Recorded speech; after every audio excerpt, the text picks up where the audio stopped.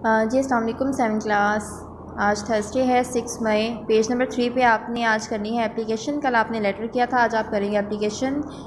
रुखसत शादी head master के नाम दरख्वास्त। ठीक है, आपने शादी पर जाना है, उसकी एप्लीकेशन लिखनी है हेड मास्टर के नाम।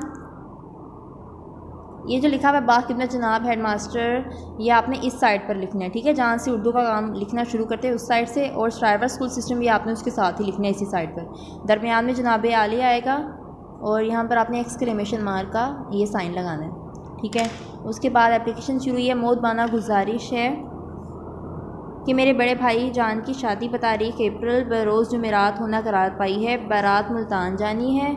जुमे के रोज़ दावत वलीमा है। इस बिना पर मैं स्कूल हाजिर होने से कासिर हूँ। बराए मेहरबानी मुझे 3 यौम की रुखसत इनायत फरमाई जाए, आपकी ए नवाजिश होगी। दरमियान में आपने अलर्ट्स लिखना है और इस साइड पर लिखना है आपका लड़के लिखेंगे आपका और लड़कियाँ लिखेंगी आपकी। ताबेदार शागिर्द अलिफ बे जीम, नाम लिखने की ज़रूरत नहीं है। ठीक है, इस साइड पर नहीं लिखना, आपने इसी साइड पर लिखना है। Okay, thank you.